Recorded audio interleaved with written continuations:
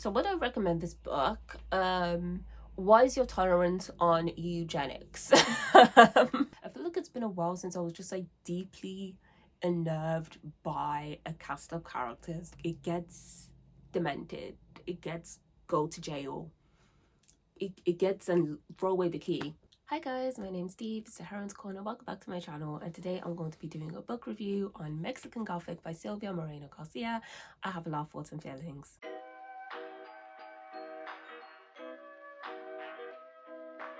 Mexican Gothic has been on the radar for me for a really long time. It came out originally in 2020, but paperback version 2021, and I feel like I've known about it since that time. I always remember like the cover really just sticking out to me, and I've always just wanted to know about the girl on the cover, like what is going on with this young woman. I have two other Sylvia Moreno Garcia books, but I just haven't read them, and I feel like I wasn't reading them because I was wanting to read Mexican Gothic first.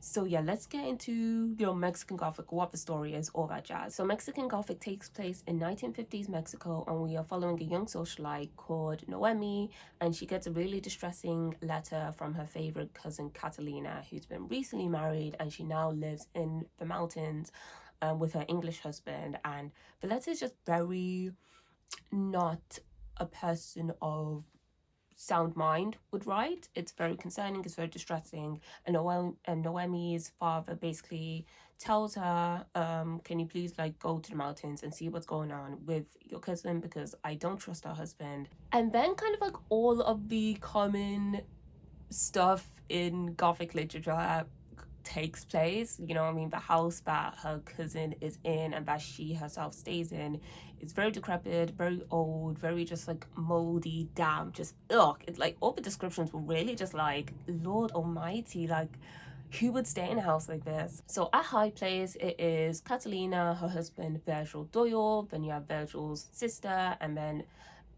Virgil's sister's son, so like Virgil's nephew, and then you also have Virgil's father. I believe it's his father, who is like close to dying essentially, and very few like estate staff. Sometimes you just have to appreciate a good commercial read. It was a book that I feel like I could, pick up and put down very like easily. I didn't feel like I could get like lost if I took maybe like 2 or 3 days away from reading a book. Sylvia Moreno Garcia is a very great, straightforward writer who also knows how to do descriptions very well. Sometimes within these kind of darker, broody, gothic-y books, you kind of get lost in all like the purple prose of it all, and like they want to have like this like weird atmosphere, but they don't know how to actually give a clear description of the atmosphere.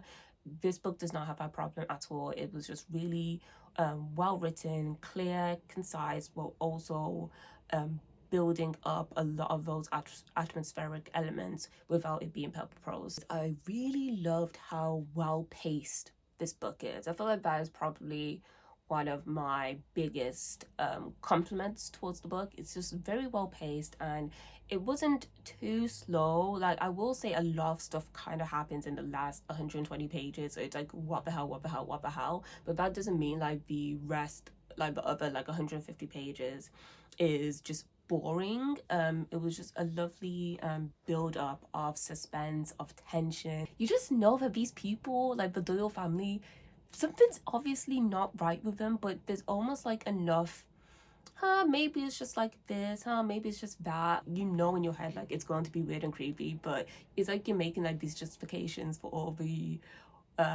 wayward stuff that like goes on like at the beginning. And I think Noemi as well is also trying to make those justifications and just like, okay, it's a really old house, but maybe they like it that way. I think it's a bit harder to justify when she finds books on eugenics like that. I would have to leave. I think up to that point you're just like, okay, this is like a typical like Gothic family, and then you find the eugenics books and it's like, okay, this is a bit more. Even with the inclusion of like the eugenics kind of weird tidbit, you're still kind of just like contextualizing like, okay, like the dad is a bit of a weirdo, but maybe the husband's fine and maybe like the nephew's okay. Like, it's so funny, but I do appreciate how well built up the tension and suspense and atmosphere is. Noemi is a strong, it's just a strong character, it's a strong perspective to be in. I really enjoyed Noemi being this socialite, but she isn't like an airhead. She's a bit flouncy, she's a bit I would say what's the word? Inconsistent perhaps in her motivations and in her ambitions, and she doesn't want to kind of be anchored down in anything, whether that's like a boyfriend, whether that's a, you know, academic subject. Like, she's always kind of moving around. I don't know what I'm trying to say with this point. I just feel like she just felt like a very human female character to follow, just very authentic, and I feel like that's again like some of the highest praise I can give to character work, when it just feels very organic, and it feels like this could be a person I could meet. Maybe not, because she's from 1950s Mexico. Kind of the temperament of Noemi was really organic and authentic, and I really enjoyed just being in her head and in her perspective, especially because she was so switched on. Although there are definitely some moments like in the eugenics library where it's like, okay, it's time to pack up your things and go. It's like I still understood why she stayed there. I wasn't like becoming irritated or annoyed with the character at all. And she's sharp, you know what I mean? She's figuring out things. She knows who to trust, who not to trust. And yeah, I really just enjoyed her character in this. There are other people that we need to touch on. Let's touch on Virgil. We're told like off the bat like he's like blonde, blue eyes, which I feel like is kind of against the gothic type. Like, you know, like the dark hair, um like dark eyes, like that sort of like gothic archetype. So it does go against that, which I found was like, oh, okay, that's a bit like different. I really like those blonde haired and blue eyed. That sounds so bad. But Virgil is just you hope for the best, and but you're always expecting the worst, and let's just say your expectations will probably be correct. It's just very villainous, actually. Like, Virgil's a villain in this. That shouldn't be a surprise to anyone. Like, that isn't like, oh my god, like, you know, you can't trust Virgil. The way he is just evil was just, oh, it made my skin crawl. I was like, oh gosh, like, run away, run away, run away. He was just so nasty. He was just such a nasty, like, antagonist and villain for Noemi. But also love, as with all gothic literature, there is that kind of that subtextual like tension, and what does like Virgil represent for Noemi, and in her kind of like young, you know, heroine's journey, whatever, like what does he actually represent.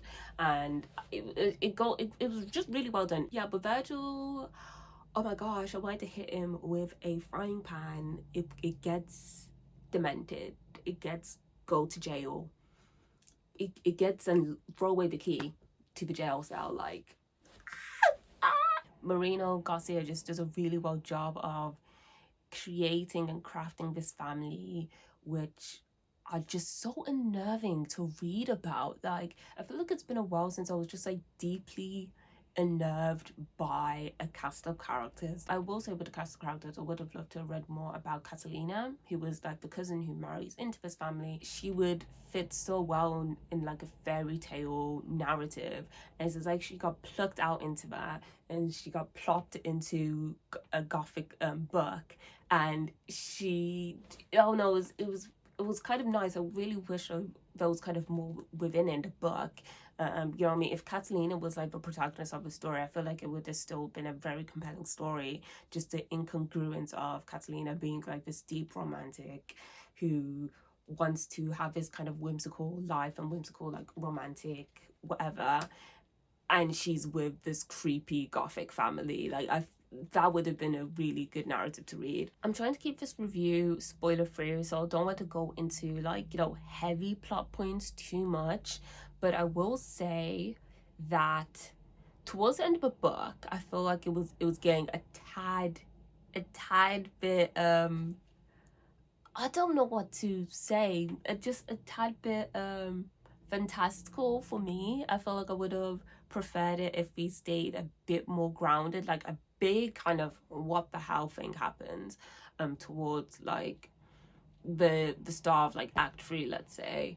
And I feel like it almost gets a bit too high for me, like right at the end it gets a bit too much. I do want to comment on the horror aspects of this book, because it is definitely rooted in the experience of young women being taken advantage of, being used and abused, and it was just really horrific in a different way that sometimes like other like creepy like horror film things happen, because it's just rooted in, I guess, a sense of like reality. There's a lot of imagery relating to, like in the book, related to young like pregnant women and like death and the like abuse of like women's bodies. It was deeply uncomfortable, but in a good way. Like if I'm gonna read like a book like this, I do want to be a bit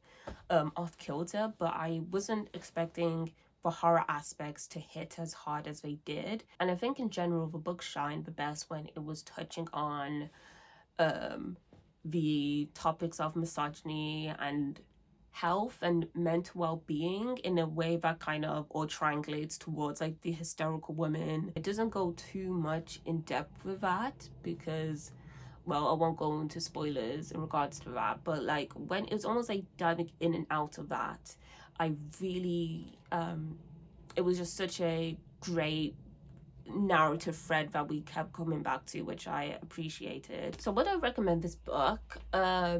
What is your tolerance on eugenics? I highly recommend it. It is competently written, competently crafted, has a heroine that you root for, but you're also scared for, and the atmosphere, the tension that builds up throughout this book is done so well that when the rug does get pulled from underneath you, it's like you're expecting the rug to be pulled, but you're still shocked, that you're still gasping, you're still like, oh my god. Mexican Gothic is just a superb blend of the historic, the horror, the atmospheric, the sexual politics, the sensuality that are all inherent to the Gothic literature genre. I'm just so happy I finally read it. I'm just happy I finally read this book and I can recommend it. Gosh, I love a good recommendation. But that was my review on Mexican Gothic by Silvia Moreno Garcia. I'd love to know if you've read this book, or what your thoughts and feelings on it. If you're thinking of reading this book, has my review swayed you maybe? And just, yeah, any thoughts and feelings about Mexican Gothic, I would love to read about them. But that's it for me today. Please remember to like this video, subscribe to my channel, and I'll see you guys soon in another video soon. Bye!